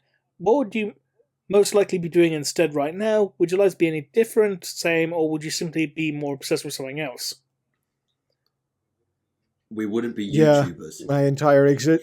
This show would not exist. I would not have my channel. Rem wouldn't have his channel. Tactica wouldn't have his. I have no idea what I'd be doing because I'd probably be crippled in a wheelchair about now, being forced to try and do manual labour with 2 discs in my back that's just gone. I mean, given how I operate, I probably would have just gone really hard into gunpla. I mean, before I was introduced to Warhammer, I was a massive Pokemon nerd. So, realistically, probably I'd have stayed with that for a bit. But Warhammer basically shaped my entire friendship group at secondary school. Like, my friends were the Warhammer club that we set up, and then the extended people around us. That was my friendship group. So I'd have had a completely different friendship group, particularly in the later years where people went off to sixth form and whatnot, and we all split up. Oh, tell me about it. It's a bit like similar story here. I got introduced to it by a friend, and I don't know. It's just such a complete hobby that it's a bit hard for me to consider how anything else would gone. Like even in times of my life where I'm not either hobbying or gaming, I'm at least keeping up with the lore constantly. So, I don't know. It would have probably been filled by Gunpla from like the creative side, but there would have had to have been something from the lore side. Maybe RPGs. Maybe I would have just gone super into D&D, Call of Cthulhu, that kind of thing. Yeah, I don't know really where I'd have gone because like Pokemon and Yu-Gi-Oh were my thing at the time. I have got somewhere a Seal of Orichalco's dual disc lying around. So probably I'd have stayed a lot closer with Pokemon, but I never really got out of Pokemon either. I stopped buying the games when they moved to the 3DS because I didn't be asked to buy a 3DS for literally one game, and then I bought a 2DS just to play Pokemon Y, but who's counting? Well, actually no, that was for Omega Ruby because I was a massive fanboy nerd. But I don't know. I honestly don't know, and given that I've been into Warhammer for as more, if not at least as many, if not more, of my life than I haven't. Yeah, I don't even know. So I got into it before I turned 12. I'm now nearly 24. Essentially, the answer is that literally none of us could imagine our lives without Warhammer, so I hope that answers it. Yeah. Okay, did the Heresy era Thousand Sons have chaplains? No, not in the same way. The Heresy era Thousand Sons had fellowships as kind of the bit of the broad macro scale organization, but they didn't really tend to operate in terms of a kind of chapter company based model. There were too few of them. And on top of that, the chaplain edict was put in by Lorgar after Nicaea to specifically monitor for psychers and check on the spiritual health. Let's be real here. The Thousand Sons may have said, oh yes, sure, we'll have chaplains. But no, they won't. No, they won't. Yeah, I think the only legions that refused to have, the word bearers chaplains were the Blood Angels, Salamanders, Iron Hands, and Space Wolves, only because they had their own chaplain equivalents anyway. Mm-hmm. There was what? And I mean, in the Thousand Sons, with the Thousand Sons, you had a much more macro scale organization, even beyond the fellowships, which were the cults, which fulfilled an entirely different purpose, but also kind of assumed the chaplaincy role. Because of the whole level of scholarship and tutoring that went on with the Thousand Sons, Astartes would have a much greater relationship with those above them because they'd be teaching them a whole bunch of other stuff, not just like simple warcraft. So yeah, there you go. Okay, if the Silent King was to return to the setting properly, how much influence would he have? Could he unify the Necrons, or would he simply be ignored? Could he unify the Necrons? No. The command protocols were severed for a reason. Oh, he couldn't unify them. He certainly wouldn't just immediately be able to take over. He would maybe start making entreaties to the various dynasties, but I don't know how Imhotep feels about him. But I can't imagine. Basically told him to fuck off. Well, there's your answer. It was in that White Dwarf article about the Silent King. Imhotep was like, "The Silent King's back. Fuck him." Essentially, I have no idea. I have no doubt in my mind that if the Silent King showed up, a bunch of dynasties would pledge their support to him, but there would, the strongest one already doesn't go for him at all. So guess what? We're going to have Necron Civil War number 3. Yeah, I mean, there's a way of clamping down on the Necrons' kind of dominant position in the lore, should they ever actually fully awaken, is, another civil war. They've been known to do them. Yep. I do love the fact that I was like, we keep having civil wars. What do we do? I know. Let's declare war on these psychic space frogs. They're kicking our ass. Oh, shit. Well, time to make a deal with the devil, literally. Yeah. And with regards to how much influence could the Silent King wield, it comes down to how much stock do you place in, A, the Triarch, because the Triarch will be doing all the legwork, the Praetorians, and B, how much stock do you place in the power of Necrons to do anything outside their own little sphere of influence, because they don't have warp travel and the Dolmen Gates are there, but mostly broken. So, realistically, the Necrons' actual galaxy-spanning presence is kind of rubbish. They do have an issue with projection of their material power. Yeah, where they hold, they are completely dominant, but everywhere else? A little bit hard for them to do stuff there. Precisely. Okay, then. Next question. Did Ahriman really cure the Thousand Sons of the Flesh Change, or was he only led to believe that he did? And there's a very, very long paragraph detailing why this person believes that he didn't. Basically pointing out how in Black Legion, Iskandar Kaon says that Ahriman only believes he cured it because all Thousand Sons are still susceptible to the humans of the warp as before. Blah, blah, blah, blah. It is worth pointing out that the Flesh Change is a separate thing from general warp mutation, because let's be honest, every Chaos Space Marine Legion is susceptible to the warp mutations if they dwell within the warp. I mean, look at the Iron Warriors, sorry. Like, if they start getting, mutations, they just lop them off and replace them with bionic. So No, Rem's dead right here. You have the flesh change is not mutation. You can have been cured of the very specific genetic instability that led to the flesh change, but that still means you're susceptible to, the warp just picking you to get a tentacle. yeah, I mean, and also like considering the fact a lot of the Thousand Sun sorcerers are followers of Tzeentch. What does Tzeentch like to do? Hey, guess what? You're now a bird. I hope you like feathers because you now have a lot of them. You get a beak. You got 2 arms, and you've got a mushroom for a dick. You get a beak made of eyes. It's also worth pointing out that the flesh change had a 100% fatality rate. You got it, you died. I think literally the only person who survived it was Revulavda, only because he had Magnus's soul shoved in his ass. Precisely. And to be fair, he didn't survive it No, either. He just held it back long enough for Malkador to shove Magnus inside him. That sounded so much better in my head. Family show. Dry. Just bite down hard and think of England. Think of Albion. That was a sounding name as well. Family show. Anyway. So, yes, Arbiter held the flesh change back until the soul transfusion that created not Reviel Arbiter, not Magnus, actually Janus happened. And let's be fair, this involves Malkador and Magnus, anything goes. So, has the flesh change come up again? No. Because everyone who's been mutated hasn't died. Exactly, and the mutations that the Thousand Suns do display are just because of general warp fuckery and Tzeentchian blessing. Yes. Now, the interesting question would be, now I know you're reading Mark of Faith at the moment, and that apparently has an individual who can reverse the rubric. Apparently, even though I'm 3/4 way through this book and he's not even fucking showed up yet.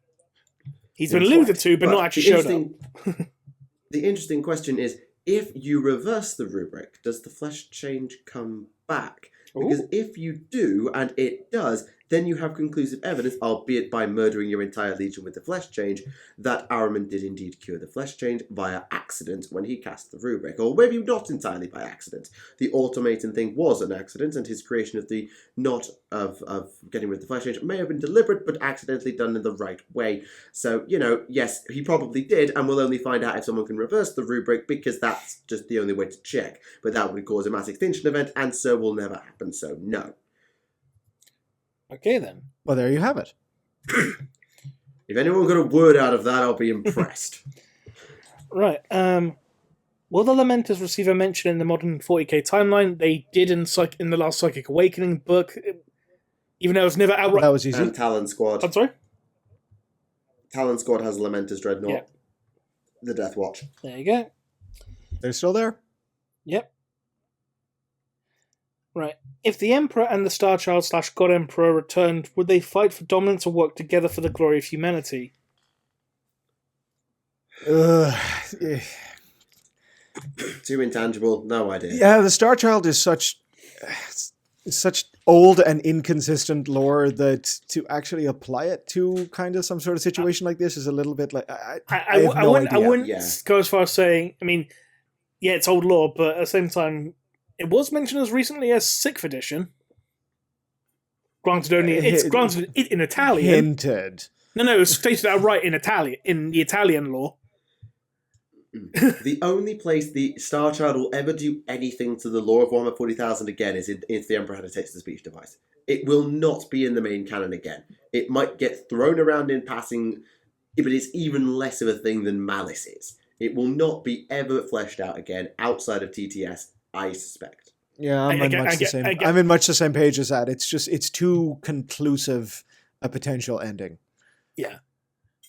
Because remember, it's a setting, it's not a story. So at the same time, though, while it may not be touched up again in much detail, I don't think they're necessarily going to retcon it either. Again, because there's no need. Exactly. I mean, and again, because we had the 6th edition stuff, with that entire that Apocalypse campaign, about the search for the Sensei and the Star Child and all that, blah blah blah. Again, I know it's in Italian, but it was listed on the official Games Workshop website, so it counts. It's an official source. Yeah. I'm rambling now, but yeah. It's you're fine. It's not something that will necessarily be retconned, but at the same time, it's not something that they're likely to touch upon. That being said, however, we could have said the same about the Illuminati and ended up being the antagonists in that Custodian novella, didn't they? True, and I guess you could say the same thing about the Cabal, and you could probably say the same thing about Malice. Yeah. Oh God, 140,000, 10th edition, The Rise of the Star Child. There we go. Yeah. And it would be Age of Emperor then, wouldn't it? I mean, you would need a whole separate podcast to discuss weird bits of old lore that are kind of around and never have been conclusively dealt with and have cropped up again and again in little bits and little novellas and Italian translations. So I would suggest that the question kind of be put to bed. Funny thing is, speaking of which, like, I had someone comment on my Sons of Malice video saying how the Sons of Malice are apparently not canon, despite the fact they were featured as the main antagonists in a novel from 2018. If you had a list, and again, you, Rem, would need a separate podcast for people stating something is not canon to you despite it them actually being canon. Yeah. And the whole idea, like, people say, like... another thing I saw on Facebook today was in regards to the discussion of Chaos Orcs. And there's a lot of people saying, like, no, that's not been canon since first edition, even though we had official art of them in the 5th edition Grey Knight Codex, like a bunch of Nurgle orcs. Still canon. Yeah, and the fact that 2018 Sisters of Battle novella had Khornate orcs in it, and I think there was also that... Still canon! There was also that Angron's Monolith novella that on Armageddon had Relictors against Khornate orcs. And Tactica the Demon Killer still exists. So, try again. Yeah, I feel like you could probably just have an entire segment of, if I had £1 for every time someone told me that this wasn't canon or true, I would be a trillionaire by now. You could probably have an entire... you could literally just have a running counter of, like, times I've had to correct someone on things that they've not got right about the law because they didn't bother to read. It would just be done like a Cinema Sin style video. You had as many bucks in your wallet as you do in your wall, you'd have, give or take, about $6. It's like, if I had a penny for every time I had to answer the door, I'd have £5.63. To be fair, the amount of times I've had on my, what was the video? I think my Lucius Eternal video, or my Emperor's Children video, about that short, The Reflection Cracked. Like, generally, that book seems to have fallen off the cliff. Of people saying, Fulgrim never got his soul back. He's still trapped in the painting. It's been possessed Fulgrim the whole time. No. I think the reason that story... Fulgrim got his soul back. I think that story went over the heads of so many people is because it was part of an anthology, and generally a lot of people tend to skip the anthologies in the Horus Heresy series, or in general. My biggest quibble with how Black Library ended up publishing Horus Heresy for a little while is relegating gigantic plot things to either audio dramas or short stories within anthologies. Like the Fulgrim one is a good example. Like what was it? The Battle of Molech was which book? Warmaster? Lupercal? Whichever book it was. No, was Vengeful Spirit. Vengeful Spirit, thank you very much. Vengeful Spirit I picked up and started reading, and then Garviel Loken is alive, and I had no idea why, because I hadn't listened to the audio drama with of the Garrow stuff. Yeah. And that was just like it. For one thing, it showed me that I needed to, but it was also like, oh, really? That. Anyway, it would be nice. We should move on to the next question. I will say it would have been nice at the beginning of the novel had like a little disclaimer saying, like, for additional context of certain events, you may wish to check out the following audio dramas / short stories. Exactly. But okay. Q 12 pages of promo for things that they have to read first. The Horus Heresy is such a web of stuff that trying to get the context you need to understand what a book is saying, like take like the Angron Lorgar stuff and Betrayer. Like, how many books would you need to understand why Betrayer is happening in the way it's happening? Like, good grief. And you'd also need the Butcher's Nails audio drama as well for that. And if they reprinted it, you need the Angron novel, Slave in Useria, and you need all the shorts associated with that, and all of that stuff. You want to understand the Buried Dagger? Good luck. You want to understand basically the entire events of anything that wasn't the start of a segment. Good luck. It goes on a bit. Though, PSA, I will say to viewers, if you think that we've said something wrong in a video, the best thing you can do, check the comments to see if people have already said chances it. are they have. Yep, I think I've corrected about 12 people on the Reflection Cracked. So, just check down there. Someone already mentioned this. They've replied to it. Right. Okay, now I understand. I don't have to waste my time writing this comment. Good. Sorry, it's just one of those things. I mean, answering pedantic comments is a YouTuber's pet peeve. So, excuse me. What do we got up next? Right. Is it possible that each of the companies of the Grey Knights was set up to deal with each of the traitor Primarchs?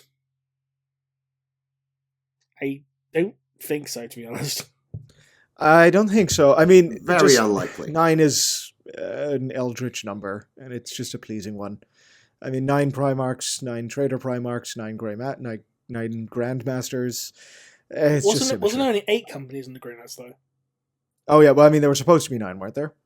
There was supposed to be 9, yeah. And then Loken said, no, fuck off. Because Loken. Right. Question from Michael. Do you think the new Light Elves battle tome will make Teclis less of a jerk? No. Short and sweet. No, end of list. Teclis' entire character is revolving around trying to fix everything and making a ginormous mess of it. Like what he did the End Times. You could go all... End Times, Ideneth, the entrapment of Slaanesh hasn't quite gone to plan, thanks Marathi for that one. Trying to sort out Tyrion and drastically messing it up. Also, yes, you beat the Witch King in a magic fight once, but aside from beating the Witch King in a magic fight once, what has Teclis actually done that hasn't involved cacking everything up? Next to a giant cat.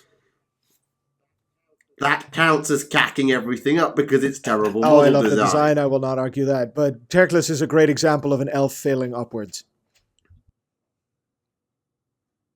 And apparently he canonically had a thing for human prostitutes. No, that was Malice Darkblade.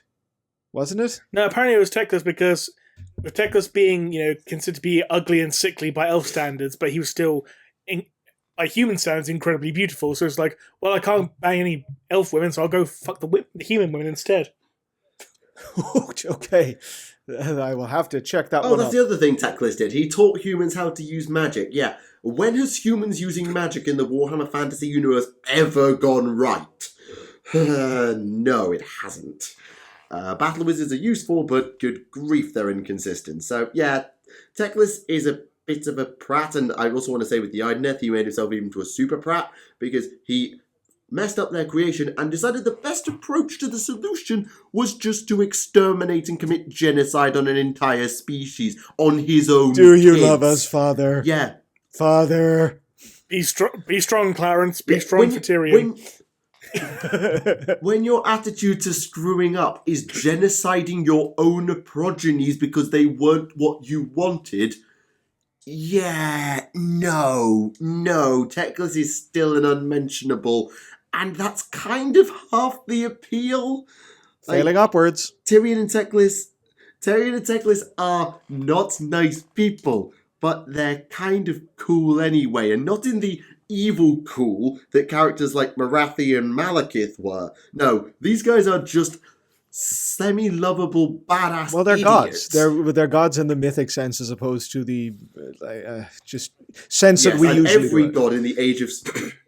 and every god in the Age of Sigmar universe is an idiot. It makes them compelling. Yeah.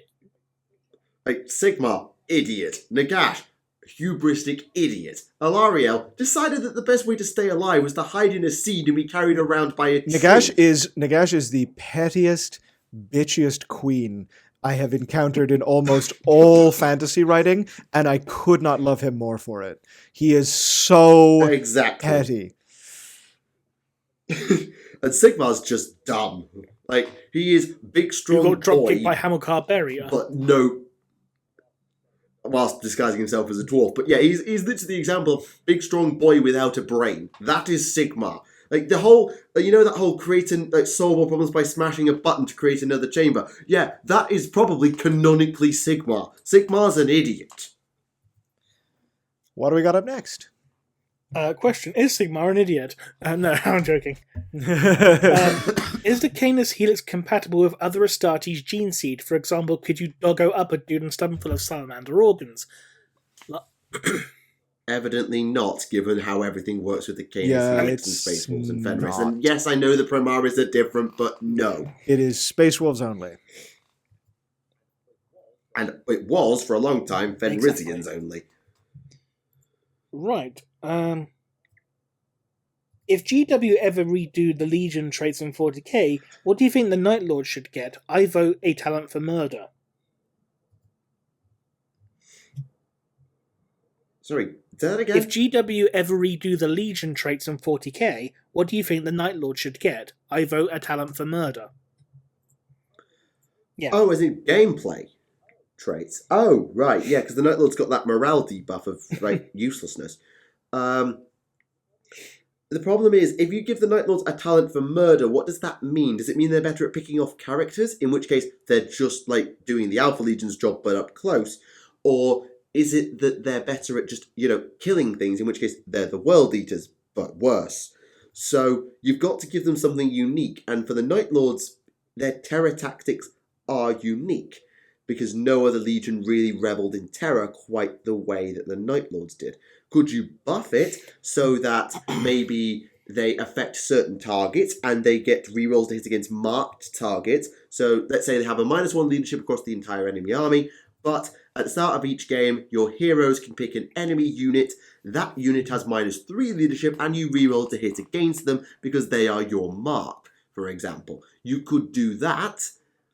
Or maybe have them be able to fight dirty because they used to be from the criminal scum of Nostromo, where they can access certain dirty tricks that no other Legion would ever stoop to because it's very uncivilized. I don't know. Could you do something? Yes. Is making them better, worse World Eaters or worse Alpha Legionnaires the answer? No. Well, there you have it. Okay, next question. What exactly is ceramite? Is it a ceramic material or a metal composite? It's a science fiction believe material that It's is both, literally essentially. made up. Yeah, it's it can be both. whatever you want it to be. It is just... I believe it was some sort of ceramic Basically infused is, yeah. alloy was my understanding of it. Just Yeah, I thought so. Which, by the way, I think is scientifically It's a impossible, space but I'd science, have to it's double check fine. with my chemistry like friends. where you have plasteel, which is like a combination of plastic and metal. Like, why is that even considered to For be flexibility. good for armor? Like, plastics... Flexibility at the Again, cost of this durability is is good. space science. It's fine. It's space science. That's the answer. Oh yeah, I know, but you will not expect me to not try and real science I mean, it. Come we're on. going by a system that, officially, in gameplay, a bolt gun had a very, very small chance of not being able to penetrate a fabric tent. So, I think, ceramic-infused metallic alloys with plastic shite, it's all well and good. It's all fair game. It's all gravy. Yeah, in some ways, to be honest, what they should do is actually change the way that wound rolls are done, where you do hit rolls, armor saves, and then wound rolls. I know obviously this is just the way it's always been done, but why is it done that way? Surely, if you've caused a wound, you've caused a wound. You've hit them, you've caused a wound, and then they're saved by their armor? No, you hit them, their armor does or doesn't get in the way, and then you roll to see what wound you caused. See, or the do reason you do any behind that is significant because damage. their bones move to block the bullet's path. Well, ignore the mass reactive round that would shatter your bone upon impact It's and fine, just it's carry space on with magic, that it's explanation. Space magic. I know. A wizard did it. Exactly. The warp did it. Episode 1 references. Something, hashtag hive ship sex. It's been a while since we referenced that, in fairness. It's been a long time getting from there to here. Don't you dare. In fairness, that show's not as bad as what everyone says it is. It is not, especially if you watch it with a watch guide. Exactly. Especially if you have faith of the heart.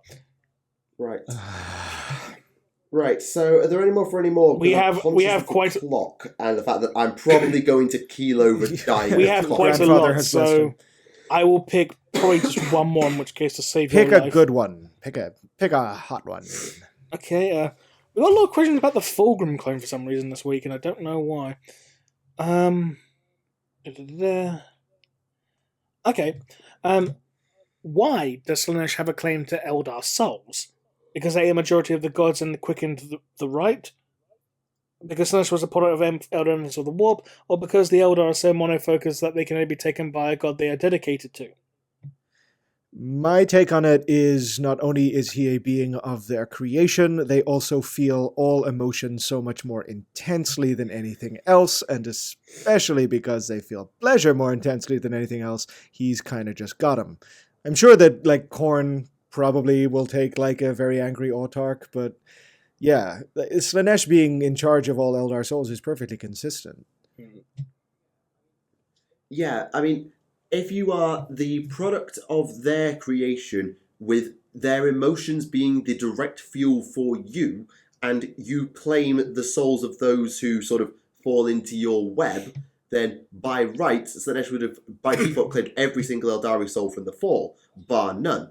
At that point, the other gods might have just said, okay, you know what? You've kind of got a monopoly on this, don't you? We'll take what we can, but you've kind of got this, haven't you? And Slaanesh would have said, mine, because it would have gorged itself on the Eldari souls and thought, you know what? This is good stuff. I want more of this. Mine. Also, very briefly, back on the subject of the Eldari being able to feel pleasure to a great degree, it is canon that their ears are erogenous zones. That's canon. I know, but I wish it wasn't. Which leads to a bunch of porn of some people sucking their ears. Stop it. Stop it. And on that bombshell. Probably. Right, yes. So, before I completely keel over, I'm trying to have a coffee and fit through this outro. Thank you very much for watching episode 91 of Adeptus Podcastus. We do hope you have enjoyed it. Thank you very much to Oculus Imperia for joining us once again. It's been a while since you were on the show. I think it has been a while. Was it like episode 60? It's certainly been quite. Oh God, it's certainly been. It's been a while, but it has been a delight being on as always. Thank you so much for having me. Yes, and thank you for your ever insightful discussion. So next time, I don't even really know. I'm rambling because I'm trying to focus. So thank you very much for watching the episode. We do hope you have enjoyed it, and we will see you very, very soon. For now, this has been Tactica Imperialis. This has been Remleiz from 40k Theories. And Oculus Imperia of Oculus Imperia. And we will see you all again. Thank you very much, and goodbye.